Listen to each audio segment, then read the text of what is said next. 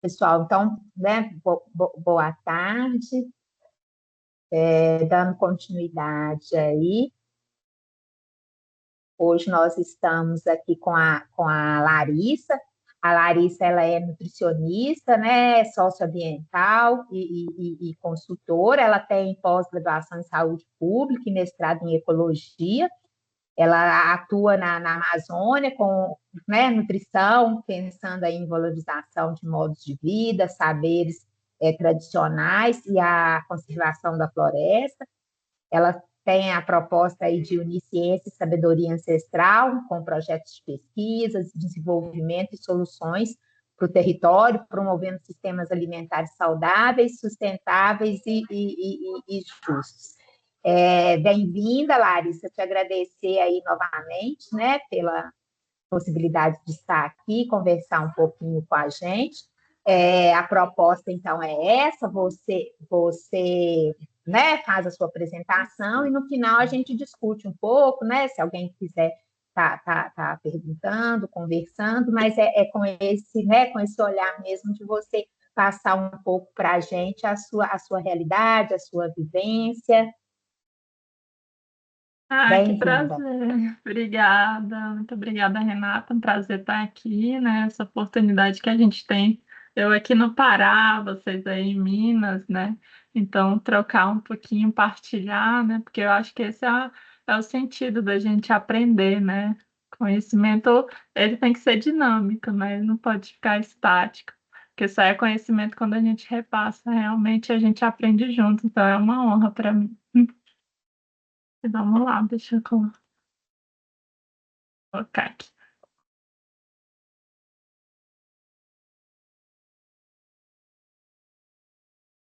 Agora eu vou.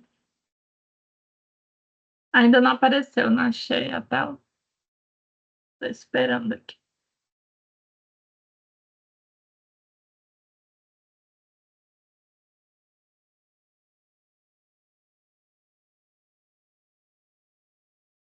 O Teams aqui é meio lento, eu também uso ele para as consultorias. Ele aqui é questão de internet. Abriu a tela toda? Agora deu certinho. Tá, então a Renata já me apresentou super bem, né? Agradecer novamente pelo espaço. E o intuito nesse início é eu dar uma base, né, sobre o contexto que eu venho atuando, o que eu venho olhando dentro das minhas consultorias, dentro dos meus trabalhos, e a próxima parte eu falar um pouquinho das minhas experiências mesmo, tá? Então, hoje o tema aqui que a gente vai falar é nutrição socioambiental, conectando a alimentação, sustentabilidade e saúde coletiva. E como eu falei, né, é um espaço muito rico dessa interdisciplinaridade, né? Desde o início da minha graduação, eu sempre tive essa visão mais ampla, né? E foi isso que me fez percorrer por outros caminhos que me levaram até aqui, ao que eu chamo hoje de nutrição socioambiental. Então, eu gosto sempre de iniciar, né? E dentro dos meus trabalhos, enfim, é o que eu levo em consideração, é como essa saúde planetária e a nossa saúde, elas estão interligadas. Então, a gente vive hoje um momento que a gente chama o antropóceno, né? Que é onde o antropoceno, que é onde essas atividades humanas, elas geram o quê? O adoecimento dos ecossistemas planetários, o comprometimento da nossa saúde e da saúde do planeta, né? Porque a gente sabe que todos os danos e esses desequilíbrios que as nossas ações, elas vão desencadeando e geram alterações ambientais que são ameaçadoras à nossa própria vida, né? Então, é importante a gente trazer esse conceito, né, de saúde planetária e saúde da nossa civilização, porque tá tudo interligado, não tem nada separado. E aí hoje, né, como também resultado já dessas modificações, dessas alterações, a gente tem o que se chama hoje de sindemia global. Eu não sei se alguém já ouviu esse conceito aqui, que é a junção, né, de três pandemias que são consideradas que são problemas, né, de saúde que vão estar interligados, que são obesidade, desnutrição e mudanças climáticas. E foi uma equipe de cerca de 30 especialistas que desenvolveu esse estudo em 2019. O que é que eles relataram nesse estudo que hoje essas principais problemáticas, elas compartilham fatores em comuns, né? Desde o micro até o macro, né? E isso tudo impacta a nossa saúde humana e a saúde planetária, que, igual eu falei, são uma, né? E aí a gente tem o quê? Essas questões de economia, de políticas, de trabalho, todas também desencadeando, né, esses problemas, porque hoje a gente tem um sistema totalmente insustentável, se a gente for ver, das formas de locomoção, né, do uso do solo, diante dos cultivos monocultura, né, que a gente tem. Então, tudo isso vai gerando algum impacto, né, principalmente para a nossa saúde. E aí, o que é indo mais ainda funilando para a questão alimentar, né? O que a gente tem? Os sistemas alimentares. O que são esses sistemas alimentares que hoje são insustentáveis e geram também as modificações que eu trouxe? São todo o caminho que o alimento faz para chegar até o seu prato, né? Então, todo o sistema, desde a produção, a distribuição, o transporte, a comercialização, o consumo, a venda, tudo isso é um sistema alimentar. E aí, as suas escolhas alimentares hoje, se a gente for ver, elas incentivam um sistema alimentar saudável e sustentável ou insustentável? Como o seu alimento é produzido, como ele é distribuído, né? Como ele é comercializado? É muito importante a gente se perguntar, né? Por exemplo, aqui no norte, a gente tem uma dependência muito grande ainda, né? Dessas questões de transporte. Então, o alimento até chegar aqui, né? Passa por uma longa jornada. E será que é saudável, né? Tudo que vem para cá, através desse sistema de transporte, através desses alimentos empacotados que são os ultraprocessados, né? Então, por isso também há aí, na minha atuação, esse incentivo aos sistemas alimentares tradicionais, que são de cada localidade ou de cada realidade. E a gente tem várias dimensões desses sistemas alimentares, né? Como a econômica, de demanda, né? Será que as pessoas elas têm aí acesso à renda para ter esses alimentos mais saudáveis, mais sustentáveis, né? Tem a dimensão ecológica, então hoje a maior parte da produção que a gente vê vem dos sistemas de monocultivos, né? Que são as monoculturas, seja soja, milho, arroz, né? Então a gente tem também um empobrecimento do solo por conta disso e o alto uso de agrotóxicos. E a questão da saúde também, dentro disso, né? Porque se a gente tem uma alimentação homogeneizada, a gente não vai ter diversidade, né, no nosso prato. A questão da governança, que a gente tem cada vez menos políticas públicas relacionadas à alimentação, né? E até as que já existem, elas não conseguem muitas vezes chegar na nossa realidade aqui, que eu falo amazônica, né? E hoje a gente também tem a comodização dos alimentos, né? Então, que vai enfraquecendo cada vez mais esse abastecimento interno, já que boa parte é exportada, né? É um commodity. E isso tem um impacto muito grande, porque hoje a gente tem um grupo de empresas apenas que dominam o nosso prato, por assim dizer, né? Então, a gente tem hoje uma globalização das dietas. Isso tem um impacto não só na questão da alimentação em si, né, da nutrição, por conta de serem ultraprocessados, mas também social, cultural, né? Porque, por exemplo, aqui a gente está comendo cada vez mais o mesmo, né, que os Estados Unidos consomem, por exemplo, né? Então, a gente vê essa globalização das dietas e isso gera muito empobrecimento, né, do ponto de vista social, cultural, ambiental, social. E quando a gente fala nessa dieta globalizada, a gente tem essa alteração, como eu falei, da cultura, do hábito alimentar, né? E isso desencadeia o que a gente fala que são as doenças crônicas não transmissíveis, que são as que mais matam hoje no Brasil e no mundo, né? Obesidade, diabetes, problemas cardiovasculares. Toda essa alteração desencadeia também esse problema de saúde pública, né? E que a gente tem por trás de tudo isso, desse sistema alimentar insustentável que eu falei, são hoje um debate muito grande, principalmente no Brasil, que é a questão dos alimentos ultraprocessados. Eu não sei até que ponto vocês conhecem essa nova classificação que é chamada, né, foi elaborada pelo NUPENS, né, junto ao professor Carlos Monteiro lá, que é uma grande referência, e outras nutricionistas que compõem o grupo de pesquisa, a Patrícia Jaime, entre outras, que eles trazem a nova classificação, né, que é um instrumento de educação alimentar e nutricional para orientar a população brasileira em relação a como deve ser uma alimentação saudável, né? E aí a gente antes falava muito na questão só nutricional, né? Ah, tem que ter proteína, carboidrato, tem que ter. Mas não, hoje a gente fala muito mais, né? É claro que esse debate precisa chegar mais, mas no nível de processamento, né? Porque através do nível de processamento a gente vai saber quão saudável realmente é ou não um alimento. Porque é muito fácil hoje, por exemplo, para a grande indústria, adicionar esses nutrientes, né, vitaminas e minerais, e dar essa mascarada para dizer que é saudável. Mas realmente o nível de processamento é o que a gente consegue ter assim de mais inovador para a gente pensar hoje como nutricionista, como profissional de saúde e orientar em relação à alimentação saudável. E o que são esses produtos ultraprocessados? Eles são formulações industriais, né? São formulações de substâncias. E o que vão ter ali?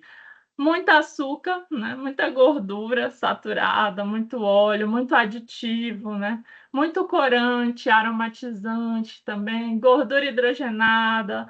São substâncias de uso exclusivamente industrial. Aí muitos engenheiros até brigam que não gostam, né, dessa nova classificação que traz essa questão do nível de processamento.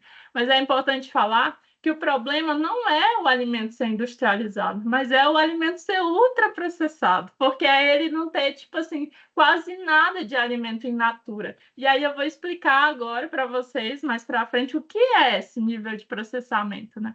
Então, por exemplo, a gente tem as classificações. A gente tem o alimento in natura, que é o alimento que vem direto, que é obtido diretamente, né, da natureza. Por exemplo, aqui tem um exemplo, milho, que eu coloquei. A gente tem o alimento minimamente processado, que pode ser uma farinha de milho, por exemplo, né, aquela que a gente usa para fazer polenta, angu. Por quê? Porque passou só pelo processo de moagem ali, então o alimento minimamente processado é aquele alimento que é só separado, é cortado, é picado. Então essa é a classificação. O alimento processado é aquele alimento que vai ser adicionado sal, gordura, ou vai ser fermentado, ou vai ser adicionado açúcar, né? E aí a gente tem um exemplo, por exemplo, o milho enlatado, ele é um alimento processado, e o ultraprocessado, que é, tipo assim, é o que já vai ter quase nada de milho, né? Se a gente for ver. Então a gente tem farinha de milho enriquecida com ferro ácido fólico, esse ainda é bom que ainda traz o primeiro ingrediente, a farinha de milho, né? Mas aí a gente tem depois óleos, glutamato monossódico, né, que é altamente viciante, né, que altera todas as nossas papilas gustativas, e outros aí conservantes, acidulantes, né, e muitos nomes que a gente não tem, por exemplo, na nossa cozinha, nenhum tempero com esses nomes todos. Só quem usa tempero industrializado, né, pode ter. E aí eu trouxe um exemplo local aqui também para falar um pouco do nível de processamento, que é esse in natura, por exemplo, o cacau, o minimamente processado, que é o nibs, que é quando é a semente do cacau, né? Ela é moída, ela é torrada e moída. O processado, né, que é o cacau em pó, que foi adicionado um pouquinho de açúcar, e o ultraprocessado, que é aquele que já não tem quase nada de cacau, né? Hoje eu vi que muitas empresas estão mudando as fórmulas, né? Mas aí elas usam outras coisas para mascarar também, para não usar, por exemplo, aquelas lupas de alto teor, né? Então sempre vão arrumando outras artimanhas, por isso que a gente tem que ser esperto. E aí eu trouxe outro exemplo também desses níveis de processamento, que é o cupuaçu, por exemplo, que é o fruto, né, in natura que a gente pega. Não sei se vocês conhecem o cupuaçu. A polpa de cupuaçu, que é o minimamente processado, né, que só foi adicionado água e ele foi batido. O processado, que é a geleia de cupuaçu, que foi adicionado açúcar. E o ultraprocessado, né, que são, por exemplo, aquele suco de pacote, né? Refresco de pacote, que não tem nem 5% de fruta. E aí tem muitas substâncias artificiais juntos.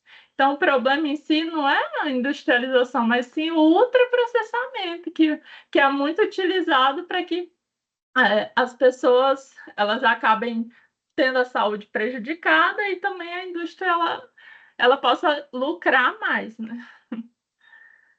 Para além desses problemas que os ultraprocessados têm, né, em toda a cadeia produtiva que a gente vê, né, desde a sua produção, a distribuição, o consumo e os impactos na saúde, a gente também tem a questão muito importante dos microplásticos, né? Então, esses alimentos ultraprocessados, nesses produtos, eles são totalmente empacotados. A gente vê, às vezes, um monte de embalagem, um monte mesmo.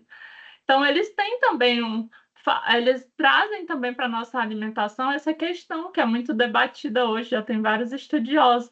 Então, foi feita uma pesquisa aí que eu trouxe nesse artigo, e olha aí, ó, cerca de 5 gramas semanais a gente consome de microplásticos através da água e dos alimentos, né?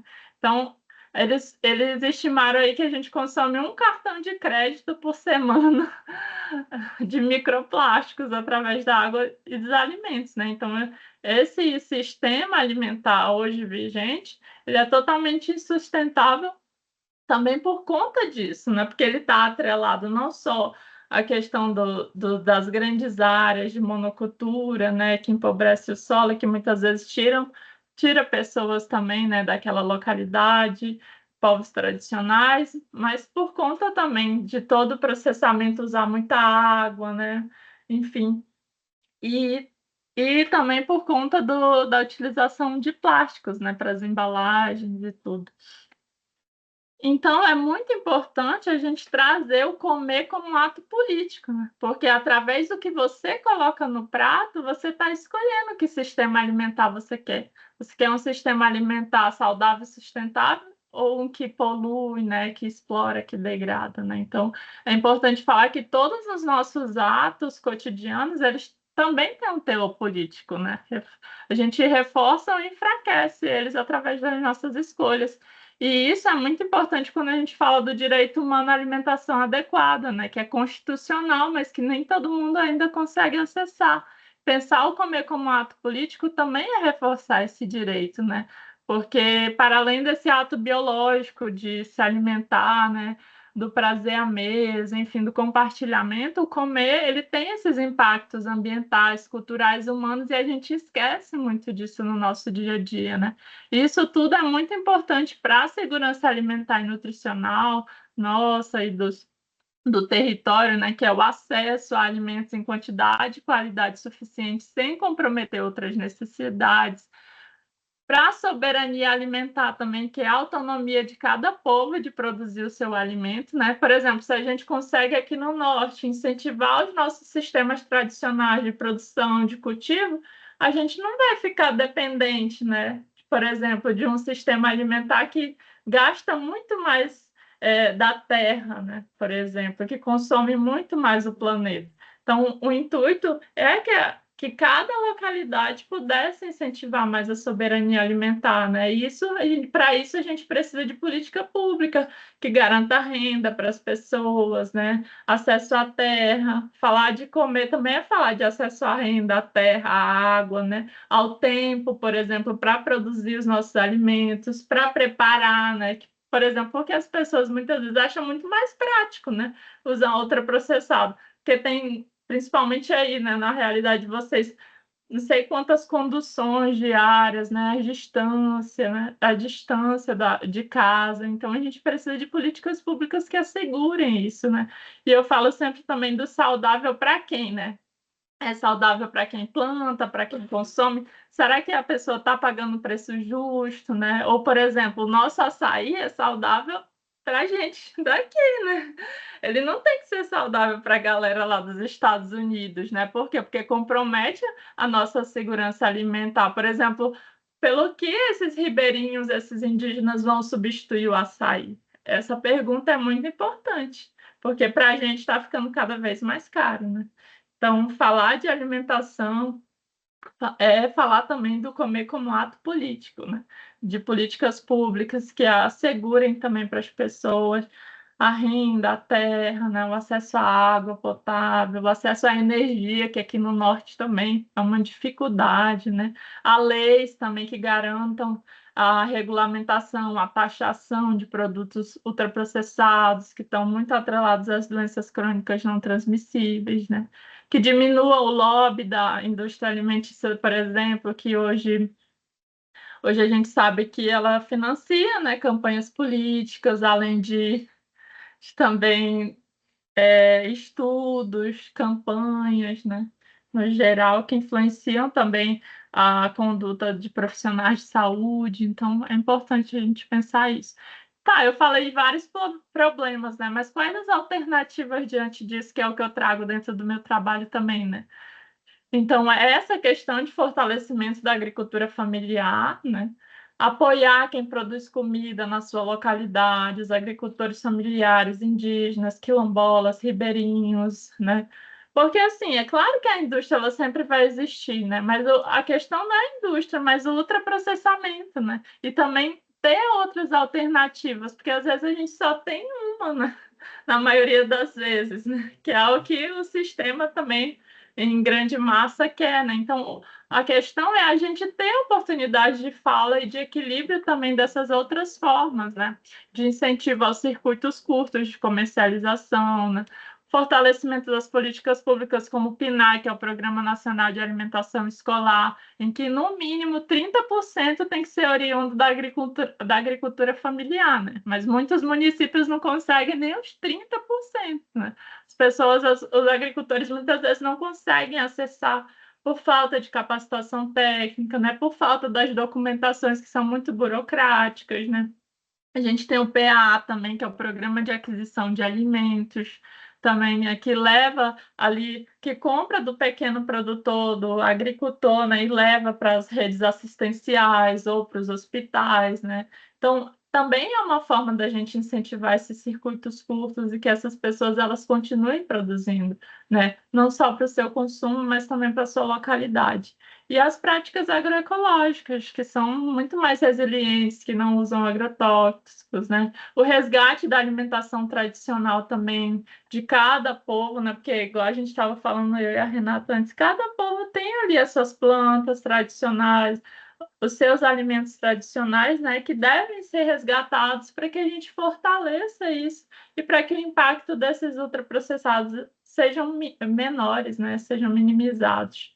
E aí a gente tem outras iniciativas como a Catrapovos, que é uma lei lá do Ministério Público que começou no Amazonas para que os povos tradicionais conseguissem entregar os seus alimentos para a merenda escolar, porque a gente sabe que existe muitas, como eu posso dizer, muitas leis, né, que impedem muitas vezes que esses povos eles acessem as políticas públicas e consigam entregar na merenda escolar, porque é difícil o processo, sabe? Às vezes tem a questão sanitária, é claro que é importante, mas uma das coisas que eles falam é se a gente come em casa e ninguém passa mal, né? Por que eu não posso entregar para a merenda escolar um alimento que eu consumo na minha casa e que minha filha consome, por exemplo, em casa, né? Então, foi um dos debates que eles trouxeram e agora tem, né? Muitas localidades no Amazonas, aqui no Pará também, ali as comunidades tradicionais entregam para merenda escolar, né? E aí garantem a sua renda também e uma alimentação mais saudável, né, para as crianças.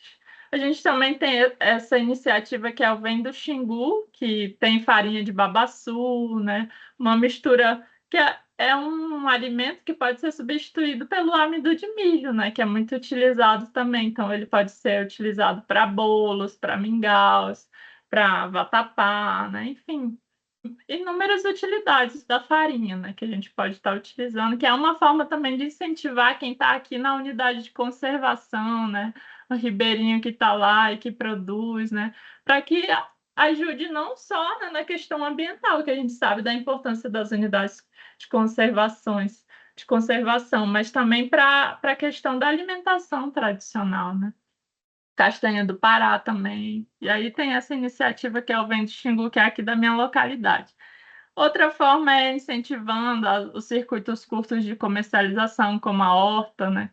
Aqui de um amigo que eu tenho. Então, cada localidade também tem os seus produtores, né? Mas eu deixei aqui para a gente pensar o resgate da alimentação tradicional. Essa foi aqui foi uma oportunidade que eu tive de ir aqui numa aldeia da etnia Arara, né, em que a gente fez todo um processo do resgate da alimentação tradicional para a merenda escolar, né? Então era tão bonito de ver que às vezes as próprias crianças da comunidade não conheciam mais os próprios alimentos tradicionais. Então foi muito bonito de vivenciar isso e de ajudar aí fazendo essa visita técnica. As punk também são uma forma, né, da gente levar a diversidade para o prato. Então, as plantas alimentícias não convencionais, que assim são chamadas, né, que são todas aquelas plantas ou parte de plantas que têm aproveitamento para alimentação humana, mas que muitas vezes não estão adequadamente inseridas nos sistemas tradicionais de produção e de cultivo, né, que muitas vezes elas podem ser nativas, exóticas, silvestres, espontâneas ou cultivadas. Então, elas também são plantas tradicionais, na verdade, em que cada região tem as suas, né, mas que são negligenciadas e subutilizadas. E elas se referem também às partes, né, que muitas vezes são descartadas, como talos, cascas, sementes, folhas, e que também aí ajudam na diminuição do desperdício. E tem muitas localidades também que elas se referem a estágios considerados não convencionais, como mamão verde, né? Manga verde. Muitas localidades usam assim os alimentos verdes, bucha verde.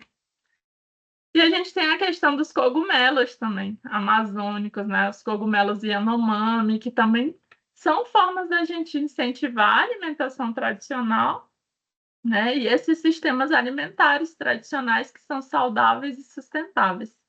E aí a gente tem a comissão Eat Lancet, ela lançou também comida para a saúde planetária, que aí ela incentiva o consumo abrangente do que a gente sabe, né, dos alimentos in natura, consumo moderado das carnes, leites derivados, e uma alimentação mais flexitariana, que a gente fala, que é uma alimentação mais flexível, né, mais baseada em plantas, e opcionalmente quantidade de carnes são incluídas, né? Aqui no norte a gente tem ainda uma questão muito forte atrelada à carne, né, o consumo da carne, principalmente pelo homem, pela essa questão do trabalho, né, e tudo, da força, que é muito atrelada a isso, o consumo de carne aqui. Então a gente ainda tem muito também, mas aí é se pensar uma alimentação mais vegetariana. Deixa eu ver. Tentando Deu uma travada aqui, mas já estou terminando.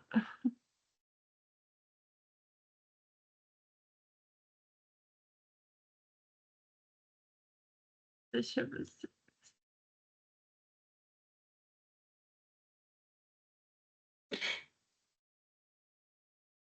esse era um vídeo que eu ia passar, mas depois eu passo para a professora.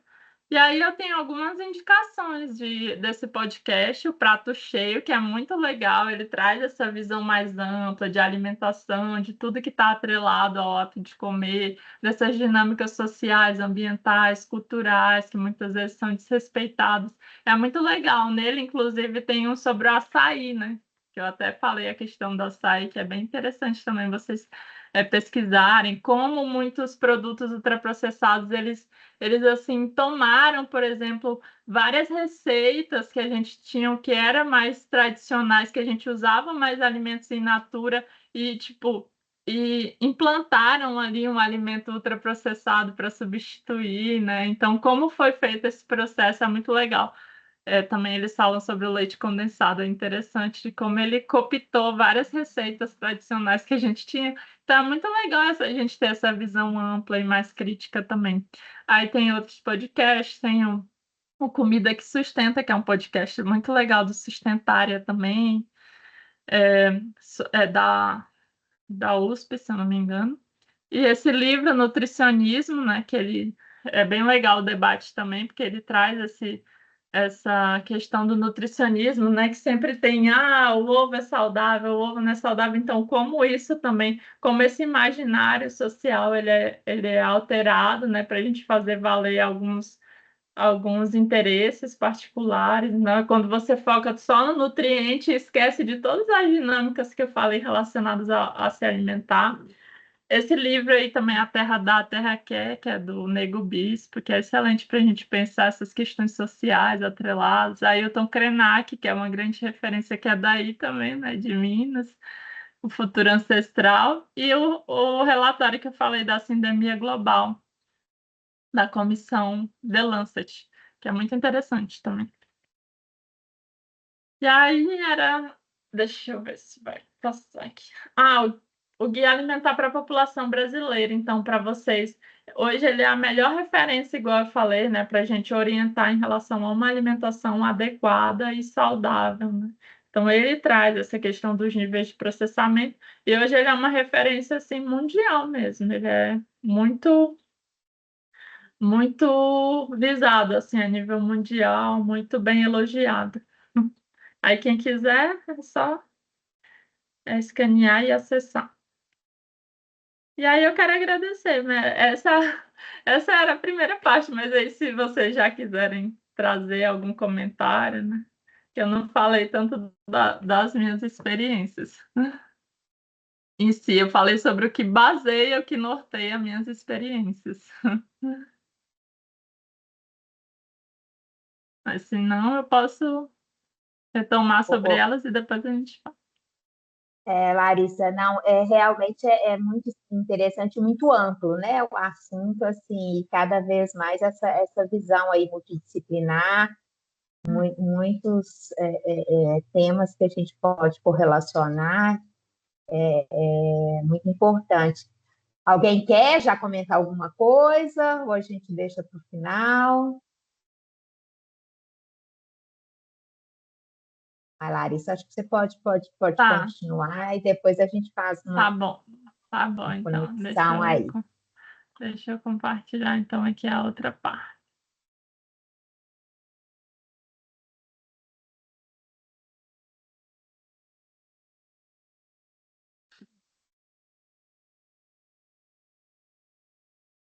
Como eu falei, é um pouquinho lento aqui.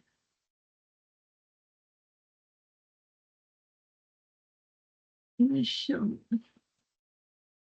Tá compartilhando a tela, né? Deixa eu ver aqui. Só um momento que tá. Eu estou falando, mas o meu microfone está desligado. Estava compartilhando só, estava compartilhando a sua tela. Tá, deixa eu ver se eu consigo compartilhar uma janela. Agora.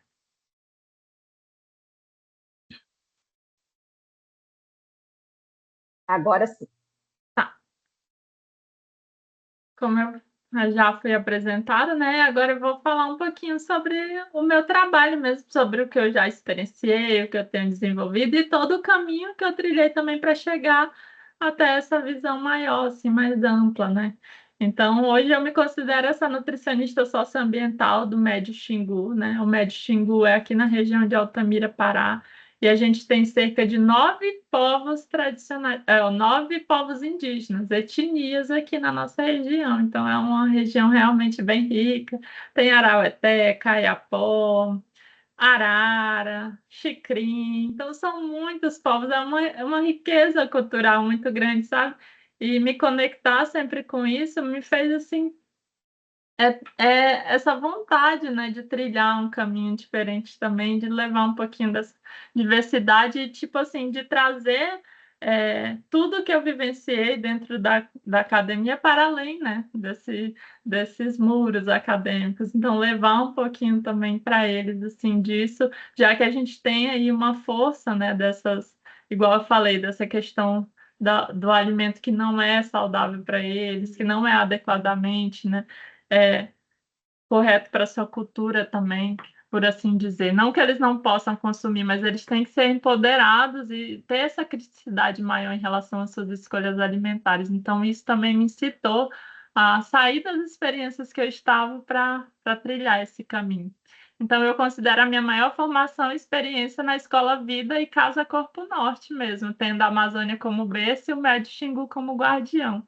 E, para além disso tudo, eu tenho essas formações que a professora falou no início, e tenho me debruçado muito nessas consultorias, trazendo, né, esse debate sobre os sistemas alimentares, cartografando dentro do território os sistemas alimentares também locais. E aí, algumas experiências que eu tive já foram esses projetos, né, na região que eu moro e que eu atuo também. Então, eu acredito aí que a educação em saúde na Amazônia é essencial, já que cuidar de gente é cuidar da terra também, e da natureza que somos todos nós. Então, essa experiência foi muito legal. Foi logo que eu me formei, que eu fiz aí 15 dias no Médio Xingu aqui, e a gente tem também um afluente que é o Iriri e o Rio Curuá. Então, assim, só foram 15 dias de viagem junto ao Conselho Indigenista Missionário, e aí a gente realizou escuta das pessoas, visitas, rodas de conversa também sobre saúde, com o povo Arara, lá da Cachoeira Seca, que são o povo de mais recente contato aqui da região, né? Então, assim, a gente chega na aldeia e já vê ali um monte de plástico na frente, né? Então, aí a gente consegue perceber isso que eu falei para vocês, de, por exemplo, desse resgate da alimentação tradicional, né? Em que a embalagem do alimento é orgânica e se decompõe ali para esses alimentos ultraprocessados, né? Que tem os plásticos ali, que gera muito impacto, né? Para eles ali, não só para a saúde, já que eles têm níveis também muito grandes de sobrepeso e obesidade, em especial essa etnia arara da Cachoeira Seca de mais recente contato. Então aí a gente já consegue ver o quão impactante, né, é a alimentação, por assim dizer, do branco para essa população assim. E aí a gente fez escutativa, conversa dentro da estação ecológica Terra do Meio. E aí depois também eu tive aquela visita técnica que eu mostrei já algumas coisas para vocês, né? Nas aldeias da etnia Arara do Laranjal, que era um projeto vinculado ao Instituto Socioambiental também, que fazia esse resgate da alimentação tradicional para a merenda escolar. Então a gente discutiu esse conceito saudável para eles, né, na língua deles, com atividade de educação alimentar e nutricional, né? Já que a gente tem esse constante aparecimento aí das doenças crônicas não transmissíveis lá. Então a gente já tem muito indígena diabético, hipertenso, né? E aí eu fiz algumas matérias sobre esse trabalho. Depois eu posso passar para a professora. Eu fiz junto ao Info Amazônia, né? Como Belo Monte, que aqui a gente tem a hidrelétrica de Belo Monte, né? Então, como Belo Monte introduziu doenças crônicas e mudou a alimentação do povo arara, né? Então, porque esse empreendimento Belo Monte, né? Ele trouxe muitas problemáticas também. Trouxe muitos pontos positivos, mas muitos pontos também negativos, por assim dizer, né? E aí a gente fez essa reportagem lá sobre essa alimentação, que no início eram enviadas cestas básicas para eles, né? Como forma também deles aceitarem esse tipo de empreendimento. Cestas básicas que não tinham nada da alimentação deles, né? Eram assim, só produtos ultraprocessados. Então, isso influenciou muito também, né? Essa questão dos novos hábitos alimentares aí que introduziu essas doenças crônicas. E aí tem outras matérias também, depois eu posso passar. Outra consultoria que eu fiz foi na Reserva Extrativista do Rio Iriri, que é através do Health in Harmony. O que a gente pensou? Pensou nesses alimentos minimamente processados, desidratados, com desidratador solar. Então, eu fiz ali mix de frutas regionais, desidratadas, barrinhas sem açúcar, sem aditivo, né? Assim, barrinha, por exemplo, de açaí com banana. E aí a gente fez vários testes assim, pensando também nessa questão, né? De trazer um alimento saudável para a alimentação escolar, né? Já que muitas vezes esse consumo, por exemplo, das frutas para alimentação escolar, por exemplo, chegar lá uma fruta aqui da localidade, aqui da sede de Altamira, chegar lá na Resex uma fruta, é muito difícil, não tem como, né? Frutas, carnes, ovos, eles não têm como conservar, né? Então, quanto mais a gente puder usar o que tem, né? E assim como forma de conservação também desidratar, né? Usar outras formas de conservação melhor ali para a saúde das crianças, né? Então, eu pensei também nesses produtos minimamente processados, desidratados lá. Também fiz consultoria para o DISEI, não sei quem conhece, é o Distrito Sanitário Especial Indígena. Então, eu ministrei também a formação para técnicos de enfermagem, porque aqui, quem fica no território, quem fica nas localidades, nas aldeias, prestando o principal atendimento em saúde, são os técnicos de enfermagem. Então, eles ficam 3 meses na aldeia e 3 meses aqui na cidade, né? Então, eles ficam lá o tempo todo. Então, é eles que têm esse contato, né? Direto, assim, com todas as etnias, né? Prestando cuidado de saúde. Então, foi uma honra para mim fazer essa formação com eles, abordando, né? Como avaliar o estado nutricional, como fazer a avaliação antropométrica, como classificar se o indivíduo está sobrepeso, se ele está desnutrido, né? Como eles calcularem o IMC, né? Enfim, e passarem também para as nutricionistas que ficam aqui na sede do município, né? Então foi lindo assim o curso. Tem muitos técnicos que também são indígenas, né? Outros trabalhos que eu fiz assim foi a elaboração de estudos e pesquisas, né? Como a questão do meu mestrado, que foi com punks, né? Da Amazônia, sobre esse conhecimento da etnobotânica, né? Dos povos e comunidades daqui, da região. Fiz uma elaboração também de um estudo para o ISA, que foi justamente pensar, qual seria o recurso per capita necessário para uma alimentação escolar saudável e biodiversa, né? Porque a gente sabe que o PNAE ele tem ali para cada faixa etária, né, de escolaridade, ele tem um valor, um recurso repassado, né? Então, como a gente pensar esse recurso que fosse adequado para a realidade vivenciada, por exemplo, aqui nas aldeias, aqui com os ribeirinhos. Então, qual seria esse recurso?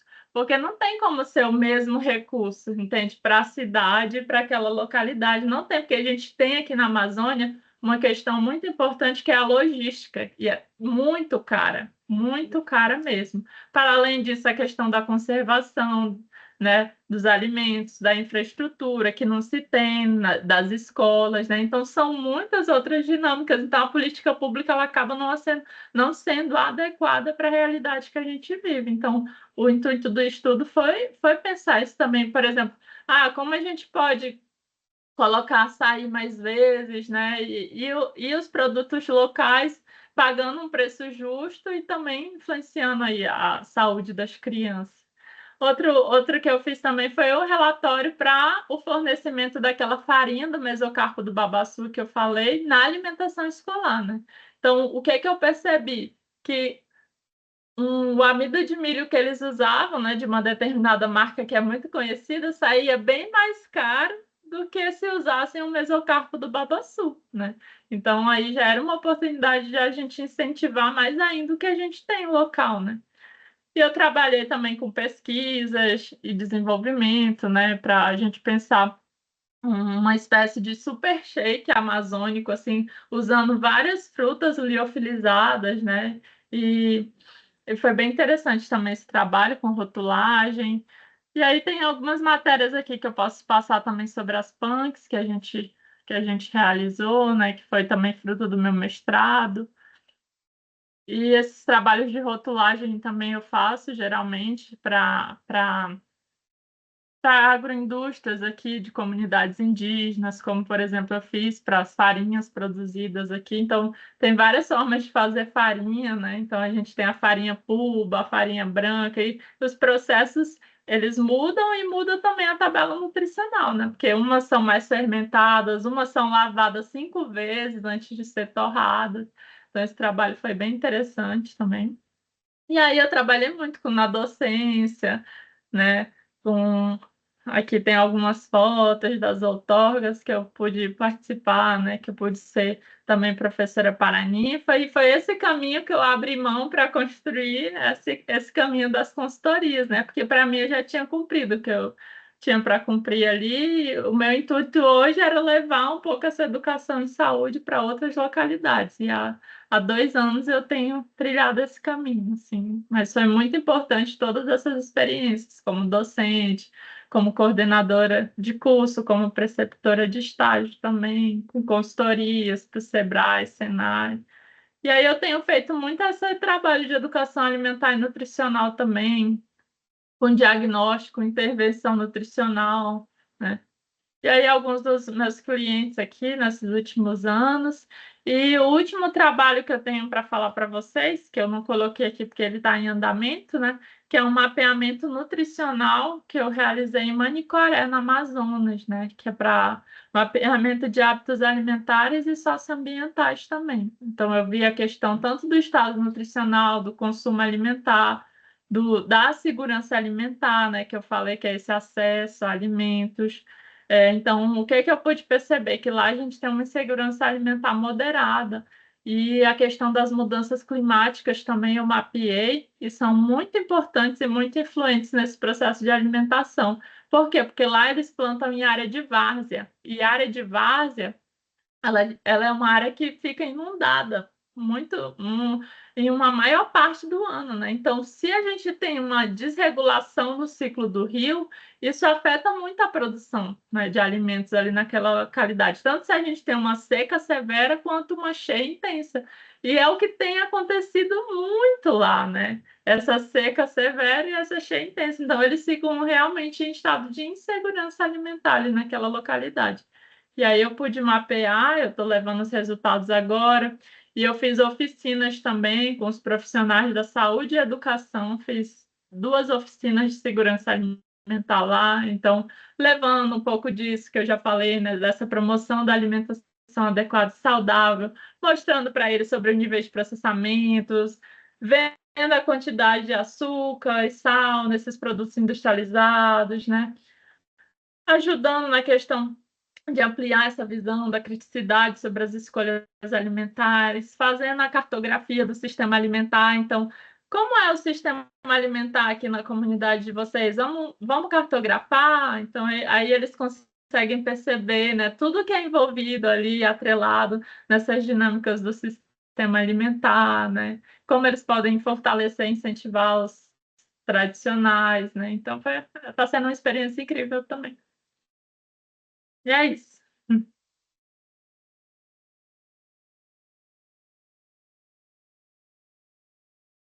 Tá desligado, eu acho também. Estava no mudo.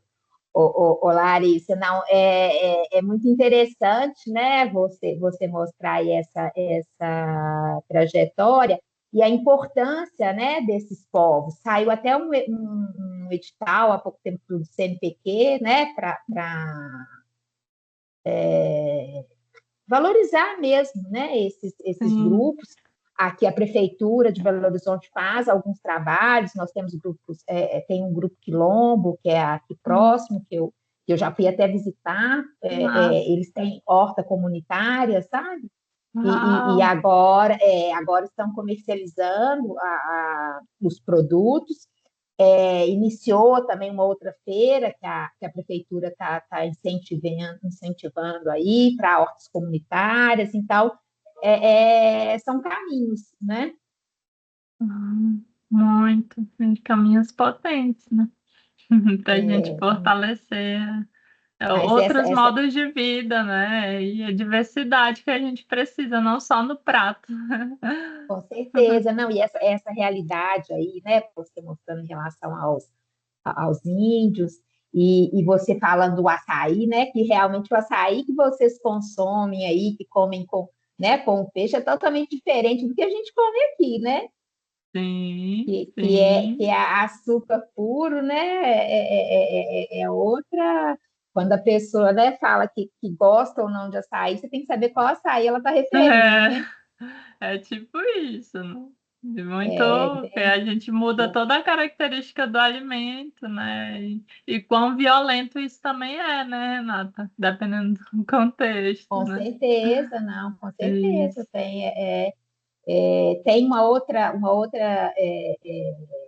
formação transversal que é denominada saberes tradicionais, Uau! que também é fantástico, né? É muito, muito interessante assim trazer isso, né? Estudar isso e retomar, né? É Sim, muito importante. sim, o Pessoal, alguém. próprio Ailton aí, né, de vocês, tão Sim, querido, sim, fala, o futuro é ancestral e a humanidade precisa com ele aprender a pisar suavemente na terra, né? não é isso? Desde que eu iniciei, né, da questão do antropoceno, né, dos sistemas alimentares. Então, como a gente pisar suavemente na terra também, através das escolhas que a gente faz, e desse teor político que cada escolha carrega, né? Com certeza. Não, e alimentar é um ato político mesmo, não tem como negar, E, né? Com e certeza. Ô, Larissa, muito obrigada. Alguém quer comentar alguma coisa, falar alguma coisa? Fiquem à vontade aí. agradecer. Foi muito boa a palestra, a aula. Eu acho que acrescentou muito. Principalmente eu estava pensando que eu estava no internato em Itabirito e eu trabalhava no centro de saúde. E a gente tem observado muito essa questão dos industrializados, das comidas industrializadas, porque elas, de fato, têm um preço bem inferior quando a gente vai se falar de uma hum, alimentação propriamente saudável. E aí, quando a gente hum, chega na realidade das famílias, fica muito difícil da gente dar alguma hum, orientação em saúde a respeito de questões, né? Por exemplo, aumento de colesterol, aumento de pressão. Às vezes o hum, indivíduo tem essas questões metabólicas já ativas e a gente precisa orientar. E é muito complicado, porque ele fala assim: não, mas eu janto um pacote de miojo, eu como hum, biscoito, sabe? Porque de fato é muito mais acessível. Quando a gente vai olhar o preço no supermercado, um pacote de biscoito tá R$ 2,50. hum. E uma bandeja de brócolis é R$ 15. Então, assim, é muito distorcido e a gente fica até sem jeito de orientar. Porque, assim, é muito complicado a gente fazer uma orientação em saúde com essa discrepância, sabe? Qual orientação, assim, você me ajudaria nesses casos, sabe? Que eu poderia estar orientando mais esses pacientes, enfim. A questão do consumo de ultraprocessados, que você fala? Por exemplo, de troca, sabe? Às vezes trocas, assim, que sejam financeiramente mais acessíveis, sabe? Que eu Sim, poderia estar sim. orientando essas pessoas. Sim, sim, sim. É, porque, igual eu falei, né? Às vezes, tipo, ah, tá com colesterol alto, aí a pessoa já, ah, não, vai comer só alimento light, né? Tipo assim, né? E não, é o in natura, é o ir na feira mesmo, é o comprar o básico bem feito, sabe? É o arroz, o feijão, é de manhã um cuscuz, né? Enfim, o que tá mais relacionado ao hábito, né, da pessoa, um pão com ovo, né? É realmente o básico bem feito, né? Não é, mas essa questão de renda que você falou é uma questão importante também, né? Então, ver se a pessoa também tem o acesso, né? À renda, se não tiver, procurar as redes socioassistenciais também, que igual eu falei, o PAA, ele tem, muitos municípios têm uma parceria em que os agricultores entregam e em troca é dado uma cesta básica, por exemplo, para as famílias cadastradas no CAD único, né? Então, ver realmente essas questões de renda, mas em relação aos ultraprocessados, ao consumo, é orientar em relação ao guia alimentar, ao nível de processamento mesmo, instruir em relação a isso. Olha, o in natura é isso, olha, o minimamente processado é assim, olha. O processado é isso, o ultraprocessado já é isso, para eles entenderem essa diferença, né? Porque é mais barato e tem um motivo para isso. É a falta de regulamentação, de taxação, né? Igual você falou, que enquanto os produtos in natura estão cada vez mais caros e ultraprocessados cada vez mais baratos, né? Então é uma questão também política, igual a gente falou.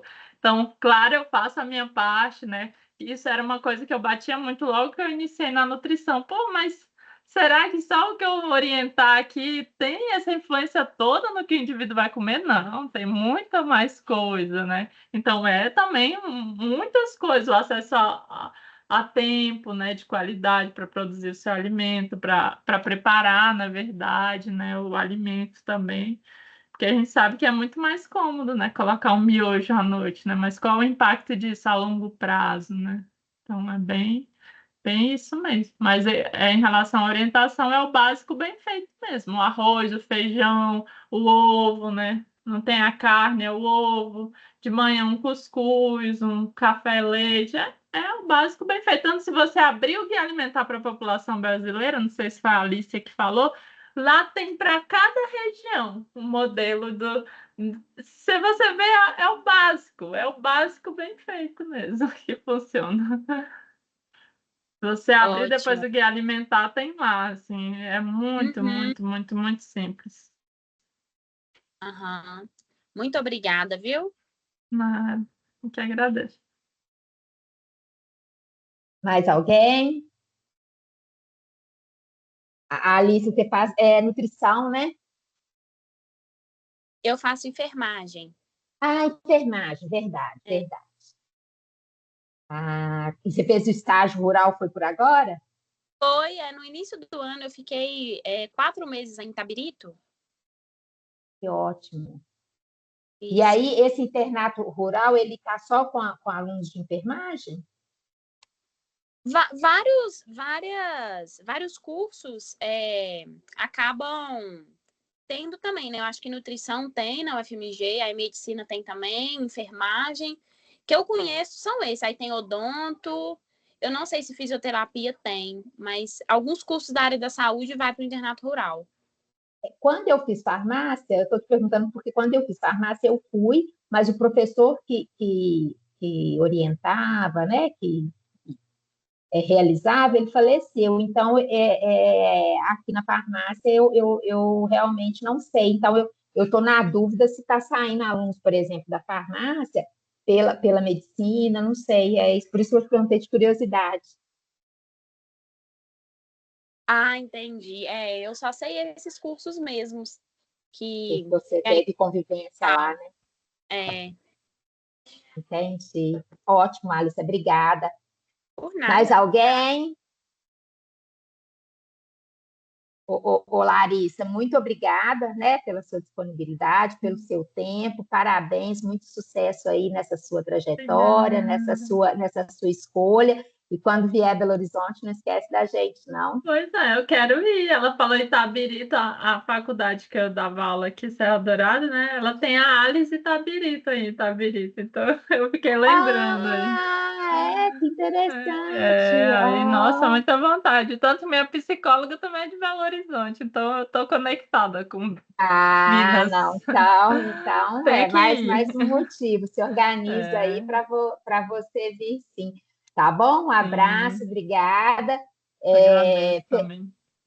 Pessoal, eu vou disponibilizar a atividade lá no Moodle, a gravação também da Larissa, daqui a pouco eu coloco, e encontramos aí semana que vem. Larissa, obrigada, tudo de bom. Um abraço, Abraço, pessoal. tchau.